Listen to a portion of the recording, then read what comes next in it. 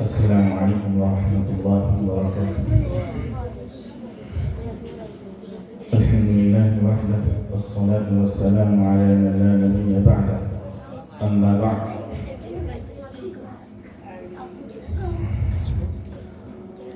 اعوذ باللہ من الشیطان الرجیم، بسم اللہ الرحمن الرحیم۔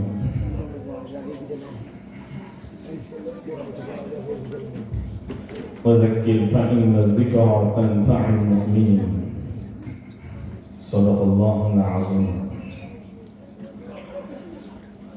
اللہ کا فضل اور اس کا احسان کہ ہمارا پروگرام بچوں نے جو پیش کیا ہے، دل کو بڑی مسرت ہوئی اور بڑی خوشی ہوئی کہ ان بچوں نے ایسا اچھا پروگرام پیش کیا۔ دل سے یہ استدعا ہے کہ آپ اسی طرح محنت کو جاری رکھیں، انشاءاللہ آپ سے دنیا کام لے گی۔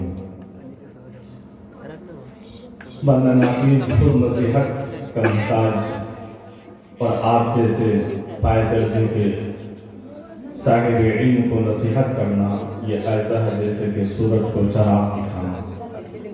لیکن پھر بھی الامر فوق الادب، بڑوں کا جب حکم سامنے آ جائے تو پھر حکم کی تعمیل کی جاتی ہے۔ بچوں، جب تک آپ مدرسے میں زندگی گزار رہے تھے، بے فکر ہو کر کے اساتذہ کی نگرانی میں پل رہے تھے، تربیت پا رہے تھے، لیکن آپ اب اپنے علاقوں کی طرف رخصت ہو رہے ہیں۔ اب ہمیں کیا کرنا ہے؟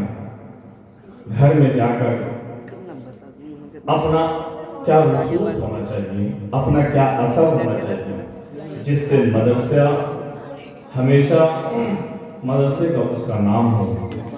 اپنے اثر کے ذریعے سے، اپنے رسوخ کے ذریعے سے آپ اپنی پہچان اور اپنی شناخت کرائیں۔ ایسا نہ ہو کہ ہم گئے اور انہی آوارہ اور اوباش قسم کے لڑکوں کے ساتھ کھیلنے کودنے اور انہی کی طرح گالیاں گلوچ کرنا شروع کر دیے۔ تو ہماری ایک پہچان ہونی چاہیے، ہمارا ایک یونیفارم ہونا چاہیے کہ ہم مدرسہ مصباح العلوم کے طالب علم اور اسٹوڈنٹ ہیں۔ سب سے پہلی چیز کہ ہم نمازوں کا اہتمام، نماز کا اہتمام۔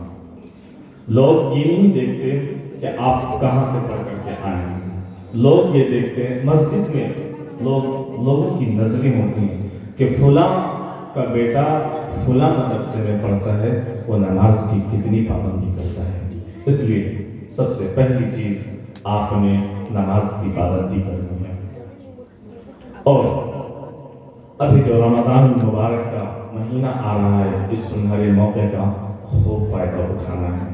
اپنے ماں باپ کی خدمت، ان کی اطاعت، ان کی باتوں کو ماننا، جس طرح اساتذہ کی باتوں کو مان کر کے ہم پل رہے تھے، تربیت پا رہے تھے، اپنے ماں باپ کا کہنا ماننا۔ اور سب سے بڑی ذمہ داری، ہم نے جو کچھ سال بھر میں پڑھا ہے یا سیکھا ہے اپنے استاد کی نگرانی میں، ان کو اپنے ذہن نشین کرنے کے لیے روزانہ کم از کم نہیں 6 گھنٹے تو کم از کم 1 گھنٹہ ضرور دہرانے کی کوشش کرتے رہنا ہے۔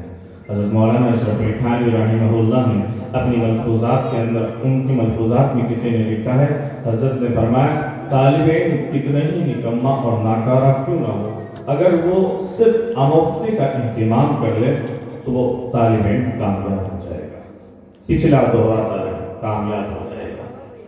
آج طالب علم اتنا نکما اور ناکام کیوں نظر آ رہا ہے؟ وجہ یہ ہے کہ ہم نے پچھلا پڑھا ہوا سب بھول گئے، پھر طالب علم کے بعد آئے گا، پھر وہی شروع سے پڑھنا شروع کر دے گا۔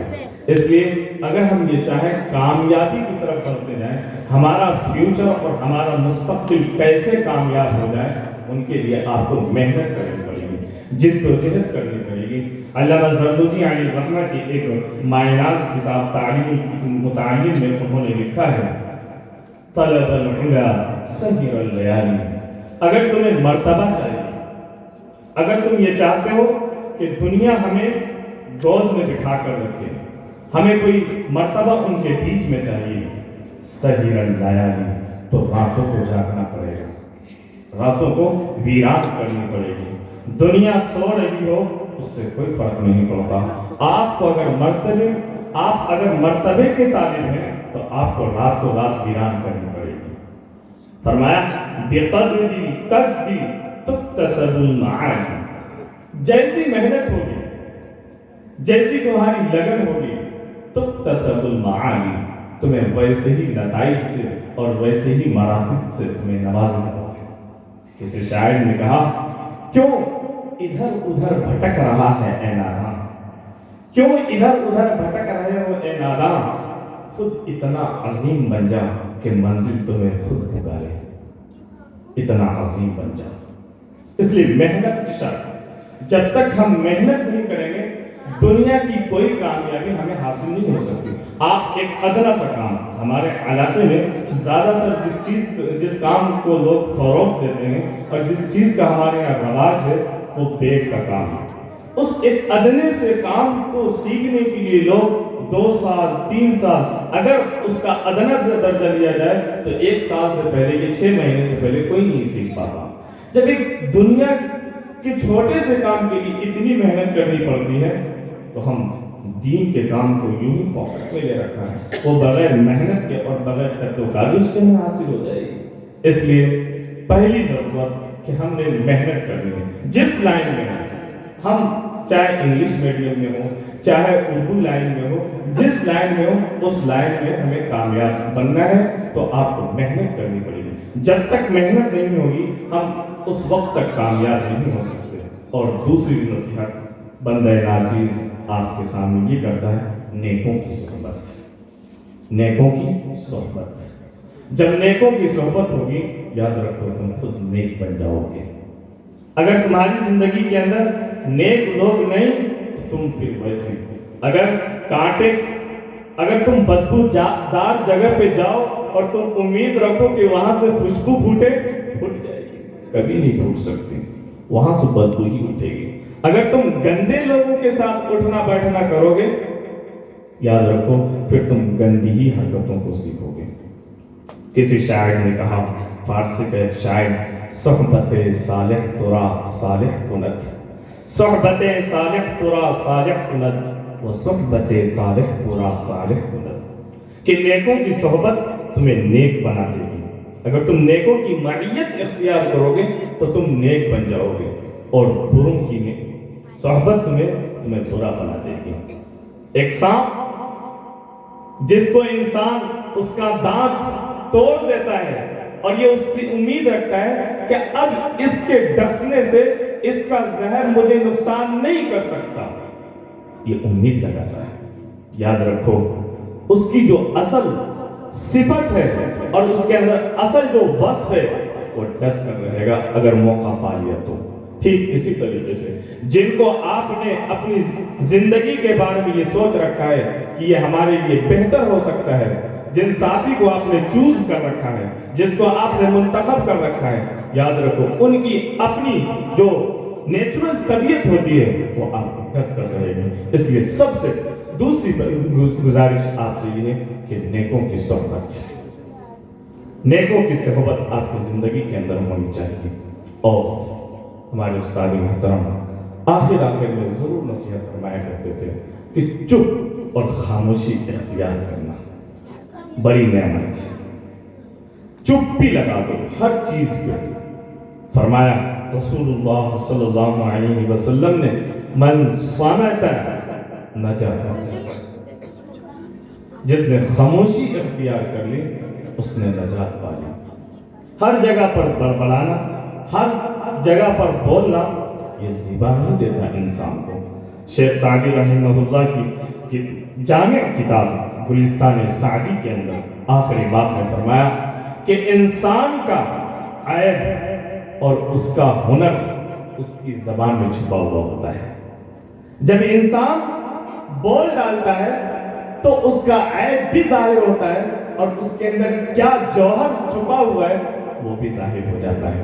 اس لیے انسان ہمیشہ چپی اور خاموشی اختیار کرے۔ बस आप जाएं अपने इलाकों में, अपना एक असर डालें कि हमने अपने असातिज़ा से क्या सीखा है, उसका एक असर आपके महल्ले के लोगों पर और ख़ास तौर से मदरसा जिससे बदनाम ना हो, आप जाएं अपने इलाकों की मस्जिदों को आबाद करें।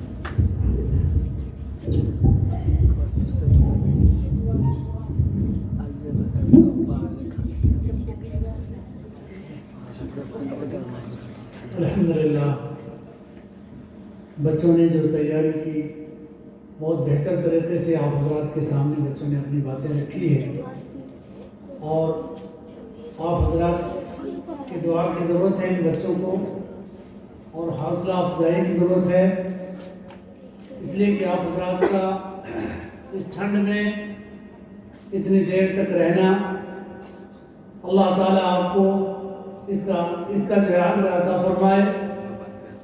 और अब दुआ के लिए आप हज़रात तैयार हो जाएं, जो भी इधर